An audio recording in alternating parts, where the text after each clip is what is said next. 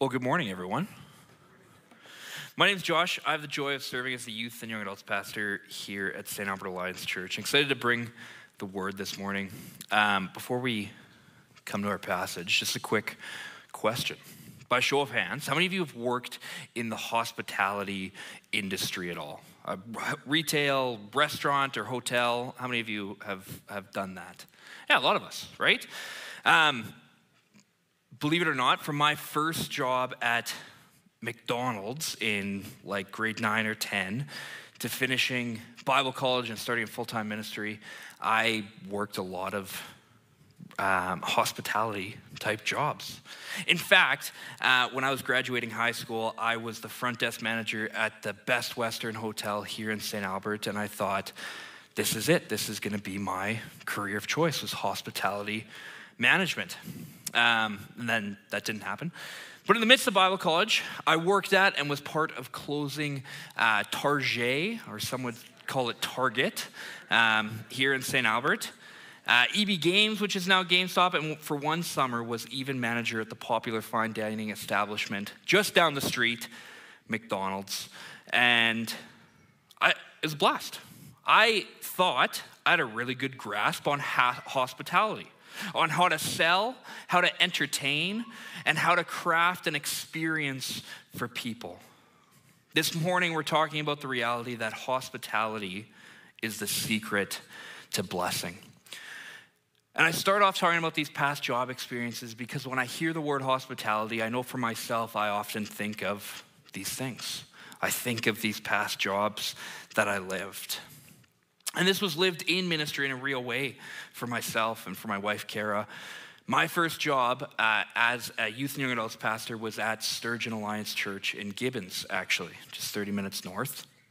And Kara and I, we moved out there, began to live in Gibbons, and we so desired to show hospitality to students and young adults. We wanted to open our home in hospitable ways when we started ministry, and we hosted 3 small groups out of our house. 2 for students that happened at the same time in different spaces in the house, and 1 for young adults. And let me tell you, right before those small groups would happen on Wednesday night and Sunday night, like our house was never cleaner than at 5:55 on those 2 nights. It'd be spick and span. We'd have coffee, tea, pop, snacks ready to go. We'd have board games and video games laid out in prep. We'd be ready to entertain and create an experience for our students and young adults coming into the doors of our home. Full stop, though, for a minute. Full stop.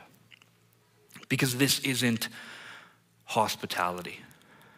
I mean, maybe to an extent, but what this really was a word that I've used a few times. It was entertainment. And hospitality is not entertaining. And for some of you, this is how you grew up. For some of you, you're living in this. It's natural and you love it. And I want you to hear me. I think you're still living out of your gift of hospitality. So if you're like, man, forget this guy. He doesn't have a clue what he's talking about. Don't forget me yet. Just give me another moment. I want to start here because as we start this conversation that hospitality is the secret of blessing, I don't want any of us to shut down and go, well, I can't afford to be hospitable. I don't have the space in my life to be hospitable. I don't know how to be hospitable.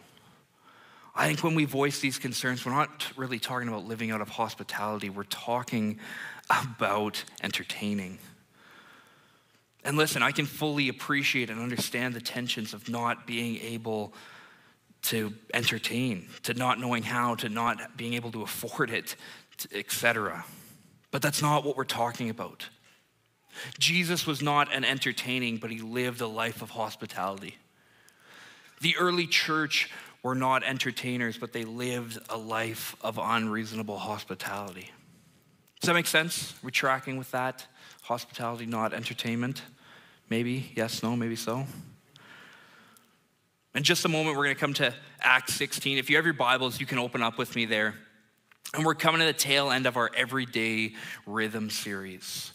And we've been going through this B.L.E.S.S practice, this B.L.E.S.S acronym, right? B is begin with prayer. L is listen with care. E is eat together. S, the first S is serve with love, and the second S is share your story. How's it going living out this acronym? Just process for yourself. How's it going? Is it happening? Is it being lived? Is it in one ear out the other kind of week after week? A couple months ago, about 2 months ago, Pastor Kirk was up here and had us with a bookmark write down, Jesus, who are five people that you're asking us to bless? And some of you probably still have that bookmark. And so my question is, are you living that acronym out with those 5 people? Has that started yet? Have you begun to pray with them? Have you begun to listen, to eat, to serve them, to share story? Has that begun to be lived in your life? And if you're like, no, here's my encouragement. Begin with prayer. Just begin with prayer this afternoon, today. Begin praying for those people. Okay, we're going to come into Acts 16 now, and starting in verse 13 in just a moment. Paul, this guy who wrote a good chunk of what we know as the New Testament, is heading on his second missionary journey with Silas. Through listening with care, they end up in Philippi, a major city of the district of Macedonia and a Roman colony where they stayed several days. And some of you are thinking, man, Josh, you were a Bible scholar that you have all that information. And others of you that know me well are like, no, you're not. And you're right, I'm not. Because most of that, what I just said, is in verse 12.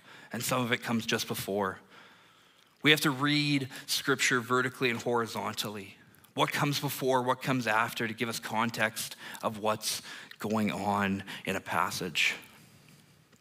Continuing into the passage, though, we see the heart posture of hospitality begin to be lived in Paul and Silas. Verse 13 says this: on the Sabbath, we went a little way outside the city to a riverbank where we thought people would be meeting for prayer. And we sat down to speak with some women who had gathered there. Here's the first point I want to hit on hospitality, that hospitality is making time and space for others.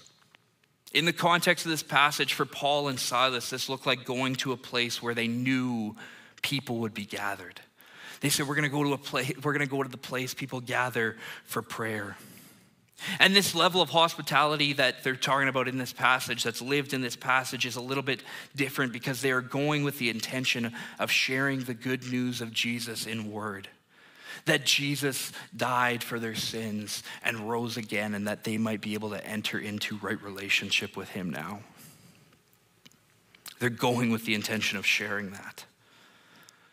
There they encounter some women worshiping, and one of them, Lydia, a wealthy entrepreneur in the marketplace, is described as worshiping God. In other translations of scripture, it's the language, uses the language that she was a God-fearing woman.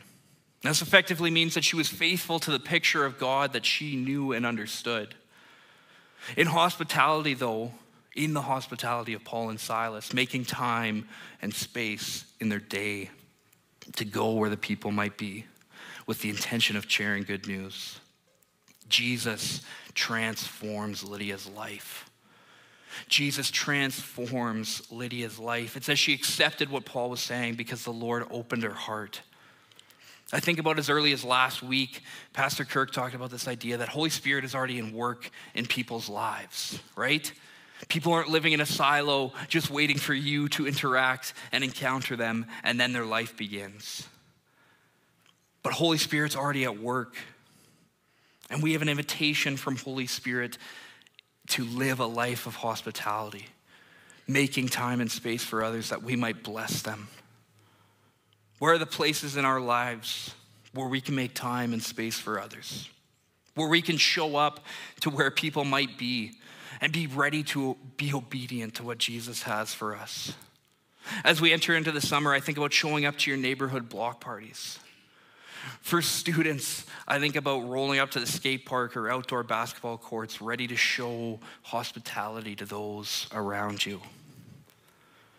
I think about going to any of the many parks in St. Albert on a Sunday afternoon, ready to be obedient to Jesus. Man, I think about in just a couple weeks, we have this farmer's market that happens every summer in St. Albert. That is bumping. Man, what if we made the space and time to show up, not with an agenda or a shopping list, but with a heart prepared to show hospitality to others in a crowded space? What would Jesus do with something like that? This hospitality received is translated to Lydia sharing the gospel with her whole household and many lives being transformed.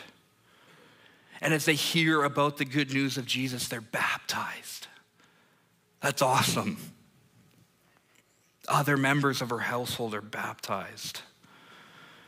What's really cool about this, though, is Lydia's response to receiving Jesus. First is baptism, and then it's to show a kingdom hospitality in turn.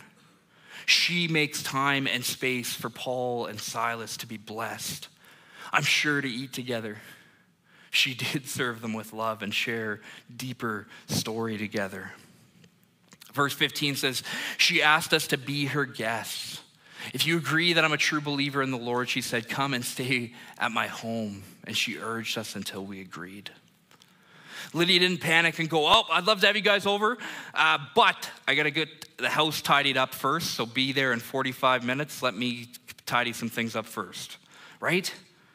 It wasn't come over and we'll entertain you, but a simple kingdom hospitality of making time and space.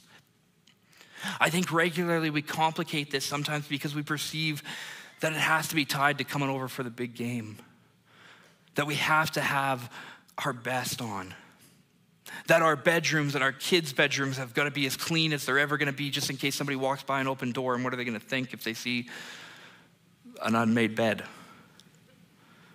That's entertaining. And entertaining creates roadblocks for us. It creates roadblocks for us to say we can't live that out. It creates excuses for us to not make time and space for others. And within that too, we likely need to take like an honest evaluation of our lives. Do we have space for people to experience hospitality through us in our day? Or is our calendar just so jammed that there's no way that that's going to happen? There's no way that Holy Spirit could divert our lives a little bit for a couple minutes. We have to combat the excuses, because the next piece of hospitality is that hospitality requires us to have eyes beyond ourselves. This is radical and uncomfortable and counter to our individualistic culture. And because it's uncomfortable, it's really easy to brush off. Last week, as I closed our service time, I did this, maybe silly thing of getting everybody to look around, right? And I've done that before. I said, hey, use your neck, look around, see the people around you, right? That's been a thing. We can't brush this off. On a small scale, we can't brush this off because we at St. Albert Alliance Church exist to be good news to our neighbors and beyond by practicing the ways of Jesus. That's small beans, though, compared to the next part. Because the next part is Jesus gets asked in Matthew 22, Jesus, what's the most important thing? What's the priority? What needs to be the focus? And Jesus' response is the most important commandment is this, to love the Lord your God with all your heart, all your mind, all your soul, all your strength. And he says the second is this, and is equally important, to love your neighbor as yourself. To love God, to love others. If we want to live out being a blessing, we need to have eyes beyond ourselves. To be good news is to have eyes beyond ourselves. Because I believe this is so deeply tied to the second part of what Jesus claims is the greatest commandment. To be a follower of Jesus is to have eyes beyond ourselves. We come back to this narrative in Acts 16. They've had some time with Lydia, and they continue to live out going where the people are. Silas and Paul go to another place of prayer, and they encounter a slave girl possessed by a demon. And she experiences freedom in the name of Jesus, which is radical and awesome, and we don't really have time to talk about today. But this demon, though, was making money for this slave's master. And so this master gets all up in arms. And he brings the city officials in, and he starts a mob and a riot against Paul and Silas. And it says they're stripped and beaten because they're blessing people. And they're tossed into jail. And the jailer on duty was given like this super specific order: make sure they don't escape. So they're in this inner dungeon. They have stocks on their feet. And in verse 25 of Acts 16, it says this: around midnight, Paul and Silas were praying and singing hymns to God, and the other prisoners were listening. Suddenly, there was a massive earthquake, and the prison was shaken to its foundation. All the doors flew open, and the chains of every prisoner fell off. Man, that's crazy. That's crazy. Paul and Silas have just experienced a day of getting beaten. They're bloodied and bruised. And we read this earthquake happening from Western eyes, and we're like, wow, hashtag blessed. Thanks, God, I'm out of here. Thanks for the blessing. Right? That makes sense. We can get that. We don't want to stay around for what could be next. In this time and place for Silas, though, this wasn't not just the Christian way, but this was not the way of the world. People had a responsibility for each other that I think we don't know, that we don't understand today.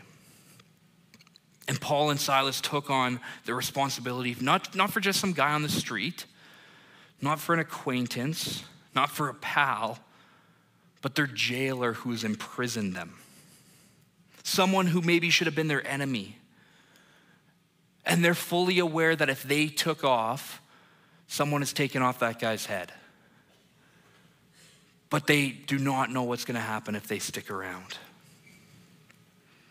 Do we ever run so far ahead in our own blessing of our lives that we don't stop to have eyes beyond ourselves or our families or the people that we find easy to love? But we're just like, I gotta go. I'm blessed. Continuing this passage, verse 27 says, the jailer woke up to see the prison doors wide open. He assumed the prisoners had escaped, so he drew his sword to kill himself.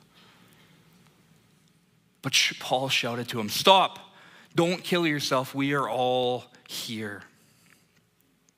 St. Albert Alliance Church, we are blessed to be a blessing.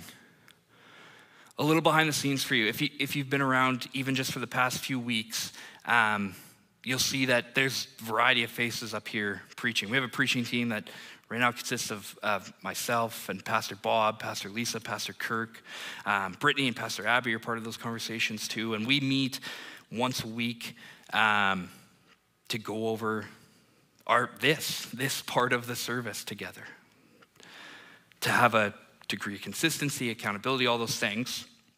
And out of this conversation around this service a few weeks ago, Pastor Lisa actually made this comment that struck me. And I just want to read it here. It's going to be on the screen. The gift, the blessing, was for more than just Paul and Silas. God won't bless me to the detriment of someone else. Isn't that good? We are blessed to be a blessing. We won't be blessed at the downfall of someone else. We will not be blessed to the detriment of someone else. In fact, we see this narrative continue through Acts 16. And look at the response to hospitality for having eyes beyond ourselves. Verse 33 says, even at that hour of the night, the jailer cared for them and washed their wounds. Then he and everyone in his household were immediately baptized. He brought them into his house and set a meal before them, and he as an entire household rejoiced because they all believed in God. The response to hospitality, the response to having eyes beyond ourselves is salvation. That Jesus enters into the life of this jailer and transforms his life. Salvation comes to his home. Him and his household were baptized. That's awesome. They experienced the life transformation of Jesus. And the jailer's response to this salvation is more hospitality. He makes space and time for Paul and Silas in his home. And kind of aside, but I don't know, maybe worth saying, I wonder what other Christians thought about this as it was happening in real time. If they saw Paul and Silas entering into a home, eating with and accepting the hospitality of someone who maybe should have been their enemy. And yet they're accepting this invitation. Have you ever declined the hospitality of someone else because you're worried what others might think? Again, maybe an aside, but maybe not, but worth thinking about. Finally, hospitality is inviting others into what we're already doing. This is lived in Lydia and the jailer with their meals, right? To say, hey, come and be a part of the meal we have to have together. They both come to this place of we got to eat, and they invite Paul and Silas to be a part of it. Jumping back to a story in the Gospels, in Mark 8 specifically, it says there's thousands of people that are gathered around Jesus. 4,000 is what's stated in the header of this chapter title. And the apostles, thinking ahead for themselves, are like, hey, Jesus, we got to eat. I mean, the people got to eat, so we should probably send them away to go get some food somewhere. And in this quick story, I think Jesus models 3 of the blessed practices in like a moment. He listens with care to the apostles coming to him, but also the Holy Spirit, and says, no, we're not going to do that. We're going to feed them. We're going to eat together. And he equips his 12 disciples to serve with love. This radical story starts with one kid's lunch that because they serve powerfully, provides for over 4,000 people. Though coming back to this narrative, as we look to Lydia and the jailer in Acts 16, they are living hospitality by inviting others into what they're already doing. Pastor Bob spoke to this about a month ago, that we are all going to sit down and eat 21 meals over the course of our week. Which one of those in this week can we invite others to eat with us? What else are you already doing where you can invite others in? Or what are those in your proximity doing that you can invite yourself along into? Similar to Paul and Silas walking down where they anticipated people would be worshiping on the Sabbath, saying, hey, we're going to go come alongside what they're already doing. Or similar again to a story Bob spoke about a month ago when Jesus rolls up to Zacchaeus' home and says, hey, Zacchaeus, invite me into your house. We're going to eat together. Right? Where can you come along others and be a part of what they're doing? My neighbor Vanessa loves my family well and models hospitality to us in real ways. Her and her 2 sons will be going to the park, and they regularly stop in just to say, hey, we're already going to the park. Do you want to come along with us?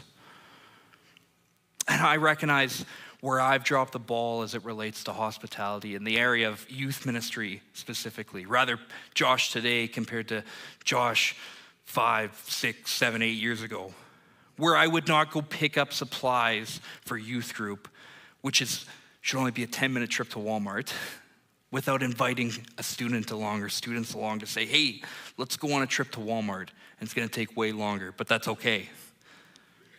Or even my own personal grocery shopping and sending a student a text to say, hey, want to meet at Walmart and while I do my grocery shopping? This used to be lived in real ways. C3s are an incredible way to model hospitality. C3s are something we do here as part of our groups ministry, about their casual connecting communities. Here's this thing I love doing and I want other people to come and be a part of it. Glenn leading acrylic painting is a great example. Wayne leading a motorcycle gang, a motorcycle friends group. Josh and Graham leading basketball, the Bannermans hosting barbecues, Mike and Rachel running board games, Carmen and Joelle hanging out to crochet with others, Ryan teaching kickboxing, Linda inviting women to go play golf for the summer, Tina and Holly inviting others to come for a run. I don't know if that's fun, but they're doing it already. And maybe this feels a little bit different because some of the hope of C3s is on this larger scale, but the principle is there. It's hospitality lived by inviting people into the things that you're passionate about. Inviting people into the things that you are already going to be doing and say, hey, I'd love for others to come alongside me and be a part of this. I want to take a few minutes now. We're going to hear from my friends Nick and Vanessa, who are living out blessing through hospitality in some pretty significant ways. So you can take a look to the screen. My name's Nick. And I'm Vanessa, and we have 2 kids, Theo and Natasha. They're 12 and 10. Been attending STAC for about 3 years. Prior to that, we had a house church in our home here, and hospitality was a big part of that. I think hospitality is making space for people in your life, being a little bit intentional, but not building it up into a big thing, and so that it's a natural way to bring people into your life. We were talking about how we have kind of like different rhythms, and for the most part, we just try to invite people into the stuff that we're already doing. Yeah, whether it's having a meal and just sharing that time with people and inviting them over, checking in on how they're doing, or we kind of do this thing every Easter. We host a Passover supper and invite friends and neighbors to come and just see what that's about. We're doing it with our family and with our kids anyway, and so it's a really nice way to get to share the gospel with people, and they're always really curious and interested in doing that with us. And then we host a block party in our neighborhood and do that in the summer months every year with friends and neighbors. Well, evangelism's always been important to us, and we've done evangelism in a variety of different ways, and some seem really forced. And to be real, like you need to earn the right to speak into somebody's life, and for that to be impactful. And becoming friends is pleasant to start with, but it's also a way to speak into people's lives when they need to hear a good word or lean on somebody for support also.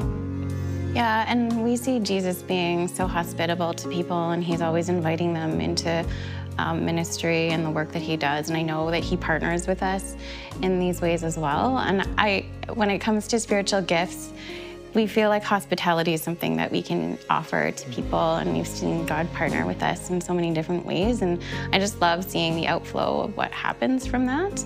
Yeah, opportunities to get to pray with people, and just, see God come alongside them, and just seeing people reciprocate hospitality, not only into our lives, but also into others as well, and just watching that grow is a really neat way of watching the kingdom spread. If I was going to tell somebody how to live a more hospitable life, I think don't make it into something that's a barrier. Live your life and just be open to the opportunities that God will put in front of you. Be open to having a conversation that might seem a little bit intimidating to speak with somebody that you don't know, and see what comes of it. And God plans coincidences all the time. One of the quotes that I really love to live by is, don't ask yourself what the world needs. Ask yourself what makes you come alive, because the things that the world needs are people who have come alive. And I often think of that when I'm just considering what I might be able to do for a friend, a neighbor, a coworker. And finding things that I'm, like I said, already doing, looking for opportunities to invite them into that. And like you said, like not having barriers to that. So it might look like inviting someone out for coffee, or, hey, you want to go grocery shopping together? It can be that simple. It doesn't necessarily have to even be like opening up your home to people for ways that you can invite them into your life.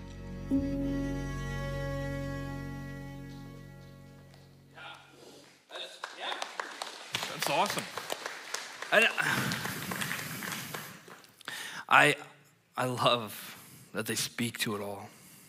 Nick voiced right away, hospitality is making space for people. It's not making into a big thing. It's got to be natural. Vanessa spoke that hospitality is inviting people into the stuff that we're already doing.